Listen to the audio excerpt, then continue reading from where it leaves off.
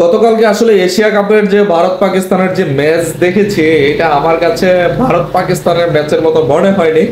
কারণ ভারত পাকিস্তান ম্যাচ মানে টান টান উত্তেজনা থাকবে, সেটা গ্যালারিতে হোক মাঠে হোক, টান টান উত্তেজনা থাকবে। কিন্তু গতকালকে আসলে তার ছিটে ফোটাও আমার চোখে বাজেনি।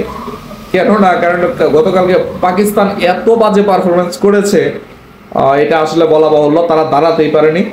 ভারতের যে স্পিনার আছে তাদের সামনে তারা দাঁড়ানোর সক্ষমতাটুকু তাদের ছিল না।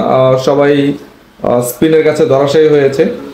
তো এইরকম আসলে পারফরমেন্স, এর চেয়ে ভালো পারফরমেন্স হচ্ছে আমাদের বাংলাদেশের সাথে যদি ভারতের খেলা হতো, আমার মনে হয় মোটামুটি এর চেয়ে অনেক ভালো প্রতিযোগিতাপূর্ণ একটা ম্যাচ হতো, যেটা ভারত এত সহজে মনে হয় না বাংলাদেশের সাথেও জয়টা ছিনিয়ে নিতে পারতো। যদিও বাংলাদেশের পারফরমেন্স খুব বেশি একটা আশানুরূপ না, কিন্তু তারপরে এত বাজে পারফরমেন্স মনে হয় বাংলাদেশের যারা আছে এদেরও নাই।